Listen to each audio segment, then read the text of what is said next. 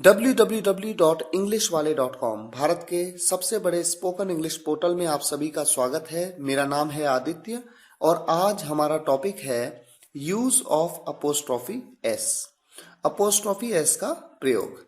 Apostrophe के बारे में आप पहले ही पढ़ चुके हैं और अब आप ये जानेंगे कि अपोस्ट्रोफी एस का प्रयोग कहां पर किया जाता है।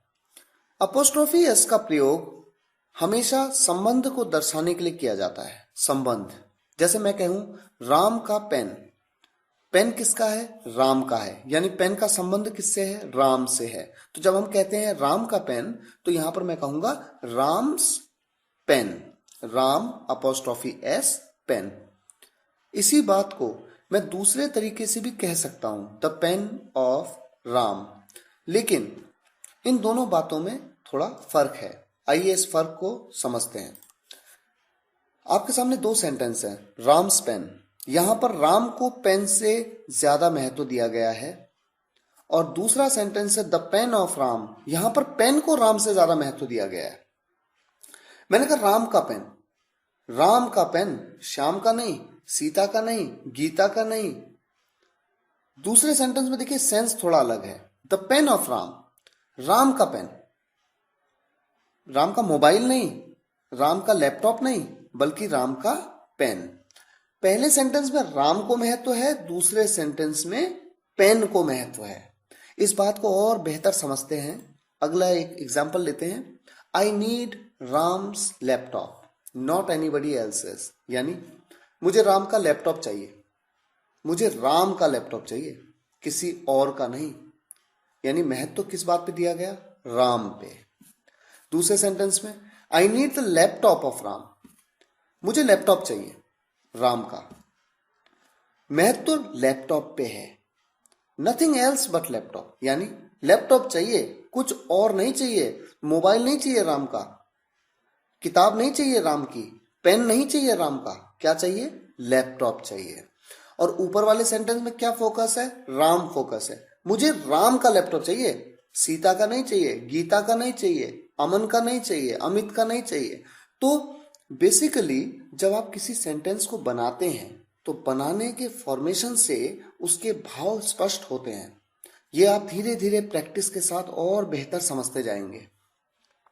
आइए अपोस्ट्रोफी एस के कॉन्सेप्ट को थोड़ा समझें और ये भी समझें कि कभी कभी आप देखेंगे कि अपोस्ट्रोफी के बाद एस लगा है और कहीं कहीं पे कुछ वर्ड्स में एस के बाद अपोस्ट्रोफी लगी है। क्या मतलब होता है? अगर कोई बहुवचन शब्द यानी प्लूरल वर्ड जिसके अंत में पहले से ही एस हो और उसके साथ अपोस्ट्रोफी एस लगाने की जरूरत हो, तो अपोस्ट्रोफी के बाद दोबारा एस नहीं लगाते। थोड़ा कंफ्यूज करेगा आपको, डोंट वरी, आप समझिए। देखिए आपके सामने दो वर्ड लिखे हैं, जीन्स, ट्राउजर्स। क्या आप ये जानते हैं कि ये वर्ड्स प्लूरल होते हैं, इनका कोई सिंगुलर नहीं होता। मान लीजिए आपके पास एक जीन्स है, तो मैं कहूंगा वन जीन्स। मैं जीन्स ही बोलूंगा, एस लगाऊंगा लास्ट में। ये नहीं कि वन जीन, जीन नहीं बोलूंगा, जीन्स ही बोलूंगा। एक पैंट है आपके पास, वन ट्राउजर्स बोलेंगे आप, वन ट्राउजर नहीं बोलेंगे। यानी एस तो लगाएंगे ही लगाएंगे। ये शब्द होते हैं जो प्लूरल होते हैं अपने आप में। ये बात आप नाउन चैप्टर के वीडियो लेक्चर में भी समझेंगे। ऐसे वर्ड्स के बाद अगर आपको अपोस्ट्रोफी एस लगाने की जरूरत पड़ जाए तब क्या होगा? देखिए अगर मैं कहूं लड़की का, लड़की एक है इसलिए लड़की के लिए क्या कहेंगे? लड़की तो गर्ल हुई। लड़की का, गर्ल्स, गर्ल के बाद अपोस्ट्रोफी और एस लगा दिया, लड़की का। अगर मैं कहूं लड़कियों के, अब यहां एक प्रॉब्लम है। अब देखिए लड़कियां एक से ज्यादा है इसलिए लड़कियों के लिए क्या लगाएंगे? तो लड़कियां एक से ज्यादा है तो गर्ल्स तो बोलेंगे ही। उसके बाद अपोस्ट्रोफी एस लगाना है आपको के लिए। तो अपोस्ट्रोफी एस जब लगाया तो देखिए क्या हो गया? गर्ल्स अपोस्ट्रोफी एस, एस के बाद अपोस्ट्रोफी फिर एस आ गया। तो होता क्या है, ऐसे केसेस में जो लास्ट का एस होता है उसको नहीं लगाते, केवल अपोस्ट्रोफी लगा देते हैं और ये अंडरस्टूड हो जाता है कि बोलने का मतलब है लड़कियों के। एग्जाम्पल के तौर पे एक और एग्जाम्पल देखिए, लड़की का पेन, गर्ल्स पेन। एक लड़की के पेन की बात हो रही है, और जब मैं कहता हूं गर्ल्स पेन, जहां पर कि एस के बाद अपोस्ट्रोफी लगाता हूं, यानी कि यहां लड़कियां एक से ज्यादा हैं, पेन भी ज्यादा है, लेकिन लड़कियों के पेन, लड़कियों के लिए अपोस्ट्रोफी एस वाला एस हट गया, केवल अपोस्ट्रोफी लगाया, एस नहीं लगाया। ये एक्चुअल ग्रामर है।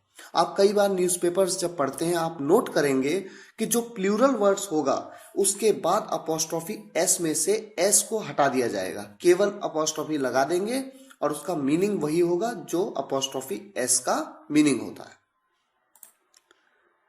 इसी तरह से एक एग्जाम्पल और देखिए, मेरे भाई का पेन, माई ब्रदर्स पेन, क्योंकि मेरा भाई एक है, यहां पर एक भाई की बात हो रही है, माई ब्रदर्स पेन। और दूसरे तरीके से, जैसा आपने शुरुआत में समझा, the pain of my brother, इस तरह से भी आप बोल सकते हैं।